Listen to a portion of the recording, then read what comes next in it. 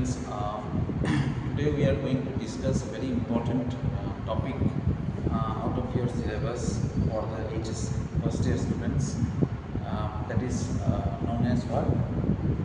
Classification of business, or you can say forms of business enterprises, forms of business organization. So this is unit number 2, and forms of business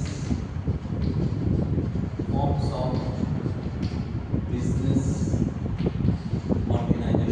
Forms of business organization. Forms of business organization का एक सबसे important form है क्या? Sole proprietorship. सो आज इस video में हम लोग समझेंगे कि सोल प्रोप्राइटरशिप क्या चीज़ होता है और सोल प्रोप्राइटरशिप बिजनेस का जो कैरेक्टरिस्टिक्स है वो हम लोग इस वीडियो में समराइज करेंगे। तो सोल प्रोप्राइटरशिप बेसिकली जो डेफिनेशंस है उसके हिसाब से अगर हम लोग सोचें तो सोल प्रोप्राइटरशिप होता है क्या?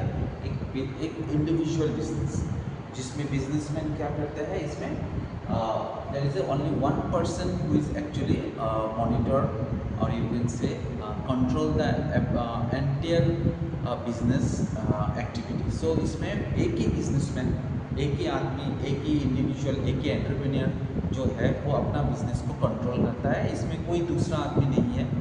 इन्वेस्टमेंट से लेकर रिस्क तक जो बिजनेस का है सब कुछ कौन बियर करता है?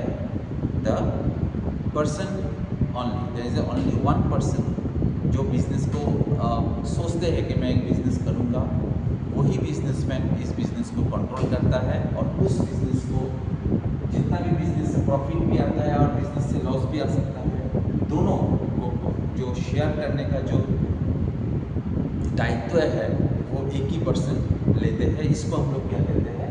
Sole proprietorship.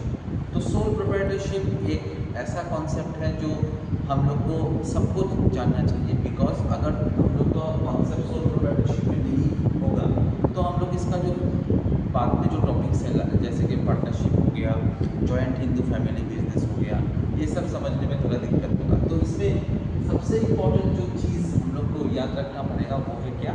सोल प्रोप्राइटरशिप का मतलब होता है single individual who is control the entire business activity और you can say monitor the entire business activity.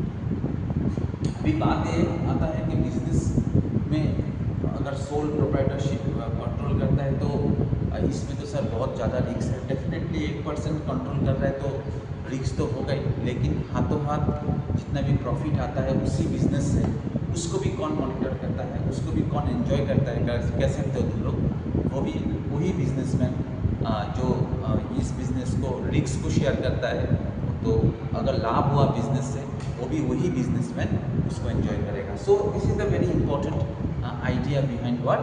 Sole proprietorship. अगर मैं किताब के हिसाब से जाऊँ तो मेरे को एक डेफिनेशन मेरे को बहुत अच्छा लगा अंडर सोल प्रोप्राइटरशिप में। उसमें लिखा हुआ है क्या? Under sole proprietorship forms of ownership a single individual organises is title to and operates the business in his own. मतलब जितना भी बिजनेस का जितना भी फंक्शंस है वो फंक्शंस कौन कंट्रोल करता है? एक ही बिजनेसमैन करते हैं। इसीलिए सोल प्रोप्राइटरशिप जो है वो तुम कह सकते हो कि इसमें इन्वेस्टमेंट कम होता है, क्योंकि अकेला एक आदमी उसमें इन्वेस्टमेंट करता है और उसका साइज़ भी जो है बिजनेस का वो कंपेरेटिवली जो other forms of business organisation है उससे थोड़ा स्मॉल होता है। सो ये हो गया basic idea behind what? Sole proprietorship. अभी हम लोग जो आज इधर में इस वीडियो के थ्रू और एक बहुत इम्पॉर्टेंट ये कॉन्सेप्ट हम लोग समझेंगे about sole proprietorship is known as what? Characteristics. तो कैरेक्टरिस्टिक्स में जो पहला जो पॉइंट है वो है क्या? ये बहुत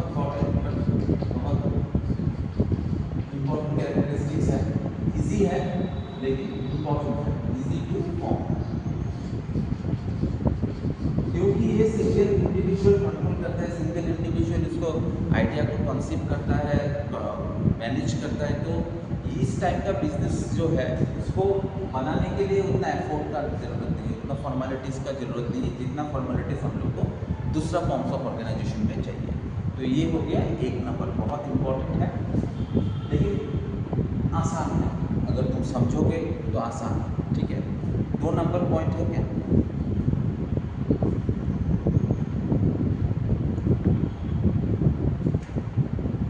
सप्लाई ऑफ एयर।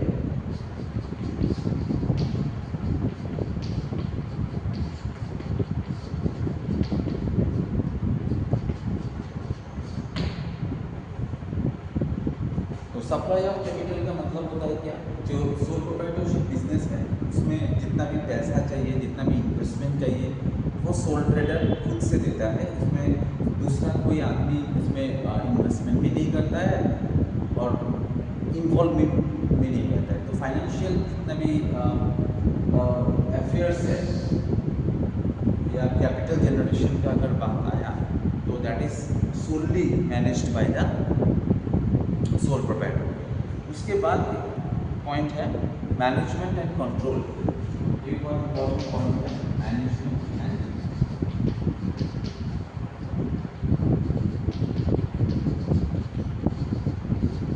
कंट्रोल।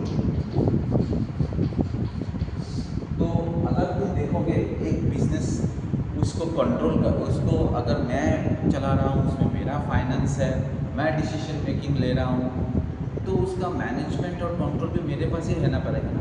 तो इसीलिए इन case of management and control, sole proprietorship business में एंटायर जो पावर रहता है वो जो इंडिविजुअल रहता है जिसने इस बिजनेस को चलाने के लिए सोचा है और इन्वेस्टमेंट किया है, उसके ऊपर में रहता है। तो that is very very important, management and control.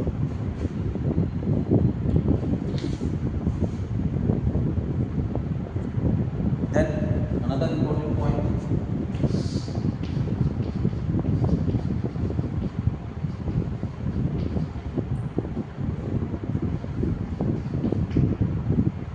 this is known as liability। तो liability का मतलब होता है क्या, अगर बिजनेस में कुछ डेब्ट्स या बिजनेसमैन बाहर से कहीं से लोन लिया, उसको देना है, उसका रिस्पॉन्सिबिलिटी भी वही इंडिविजुअल के ऊपर में रहेगा। उसमें दूसरा कोई माने इन्वॉल्वमेंट, दूसरा कोई पर्सन उसका रिस्क नहीं लेगा। अगर डेब्ट है बिजनेस में, बाहर से कहीं से लोन लेके बिजनेस चला रहा है, तो वो लोन को देना या लोन को चुकाना जो है उसका दायित्व भी उसी बिजनेसमैन के ऊपर में रहता है। इसलिए liability is also concern with only one person who is the sole responsible of the business. और लास्ट जो है वो है क्या, प्रॉफिट डिस्ट्रीब्यूशन।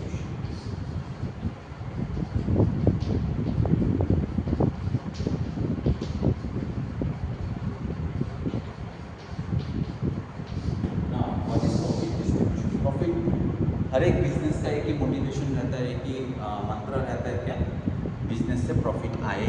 ओके, सो बिजनेस से अगर प्रॉफिट आया तो बिजनेसमैन उस प्रॉफिट को कैसे डिस्ट्रीब्यूट करेगा। इसमें तो डिस्ट्रीब्यूशन का कोई बात ही नहीं आता है, क्योंकि अगर एक पर्टिकुलर आदमी एक बिजनेस को क्रिएट करने के लिए इन्वेस्टमेंट करता है, उसका रिस्क लेता है, तो प्रॉफिट भी उसी आदमी के साथ ही जाएगा। सो इसीलिए प्रॉफिट डिस्ट्रीब्यूशन के बारे में भी एक क्लियर कट बात है कि in case of sole proprietorship में द होल जितना भी प्रॉफिट है, that profit is belongs to home, the sole proprietor himself. So this is the summary of sole proprietor and the various characteristics of sole proprietor.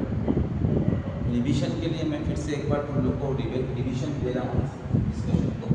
तो first मैंने discuss किया what is who is sole proprietor. Sole proprietor is a person who is solely responsible for the creation of idea to implementation of idea of a business, and also he is the person who is exclusively responsible to make investment for the business, and also he is the person who is entirely enjoy the whole profit and loss of the business. Agar loss or profit are the part of business, and that loss and profit is going to be shared by the only one person who is responsible for the creation of that one business, and That's why this business, since this business is monitored and controlled by only one person, so that's why that person is known as what? Sole proprietor.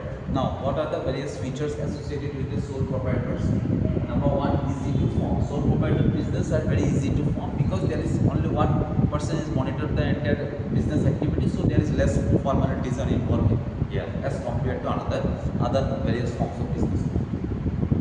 Supply of capital, whatever investment you want to make, whatever the financial matters are involved, whatever the machineries or any other fixed assets that you want to purchase. In case of sole proprietorship business, entire responsibilities lie with the sole proprietor himself only. No other person is take that risk, okay, or take that decision. Sole proprietor himself decides how much capital to be invested and what to purchase and what not to purchase. So that's why this point is the supply of capital. Then management and control. Management and control, since only one person is monitor the entire business, control the business, decision making is also lie with only one person. So the management and control is also lie with the only single person. That person is going to be decide what to how to operate the business, what decision should be taken, and whom to recruit, whom not to recruit. So all of these decisions are going to be taken and monitored by only one person who is known as sole proprietor. And the last but the very important is to liability. Liability means if the business is gone through with any kind of liability, any kind of debts, or if the businessman is taken loan from the outside sources, that responsibility is also shared with the businessman himself only, because no other person is involved in these forms of business. Only one person is responsible for creation and monitoring this business. Hence, in case of liability also, only one person is responsible, and that person is known as what? Sole proprietor. And the last one, profit distribution. Loss, profit is a part of business, and the most interesting part of this sole proprietorship business is that if the businessman is enjoying a profit, then that wholesome profit is going to be enjoyed by the only one person, that sole proprietor. And if the businesses suffer loss, then the loss of that particular business is also need to be taken up by the businessman himself only. So these are the very important features of what? Sole proprietorship. I think this video gives you a glimpse of idea regarding the meaning of sole proprietor, because we need to know about the sole proprietor if you want to know about the partnership and subsequent topics like JHF, joint Hindu family business and all. So I think this business, this particular session of video is very much helpful for all of you, and I will try to publish more and more videos related with business studies, so that the fear that exists in the mind of the students of HS first year that this subject is very different from the others, which is also true, is going to be relaxed a bit. Okay, and if you like this session of the video, please be with this channel, and hopefully this channel will guide you to get your own destination. Thank you for watching this video, and don't forget to subscribe my channel. Thank you.